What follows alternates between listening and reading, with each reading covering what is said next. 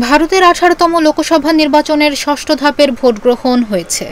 শনিবার 25 মে স্থানীয় সময় সকাল 7টা থেকে এ ভোট গ্রহণ শুরু হয়ে চলে সন্ধ্যা 6টা পর্যন্ত।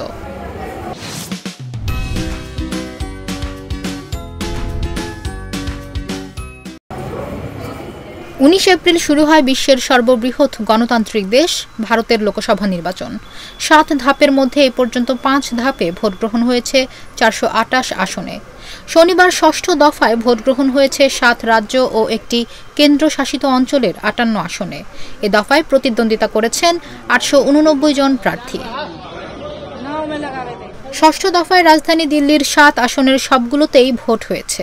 মাত্র 7টি আসন থাকলেও দিল্লির রাজনৈতিক গুরুত্ব অনেক। ঐতিহ্যগতভাবে দিল্লিতে বিজেপি ও কংগ্রেসের মধ্যে সরাসরি প্রতিদ্বন্দ্বিতা হয়, তবে 2013 সাল থেকে দিল্লির প্রধান রাজনৈতিক শক্তি হিসেবে উঠে আসে আম আদমি পার্টি। নয়াদিল্লিতে যারা প্রথম দিকে ভোট দিয়েছেন তাদের মধ্যে ছিলেন বিরোধী নেতা রাহুল গান্ধী এবং তার মা সোনিয়া গান্ধী। ভারতের পররাষ্ট্রমন্ত্রী সুব্রক্ষণ্যম জয়শঙ্কর এবং তার স্ত্রী নয়াদিল্লির একটি ভোট কেন্দ্রে প্রথম কয়েকজন ভোটারের মধ্যে ছিলেন।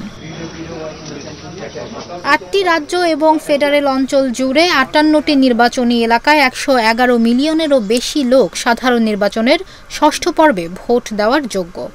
নির্বাচনে ভোট গ্রহণ 19 এপ্রিল শুরু হয়েছে, চলবে 1 জুন পর্যন্ত এবং 4 জুন ভোট গণনা শুরু হবে। নিশা মাহমুদা, ইন্ডিপেন্ডেন্ট ডিজিটাল।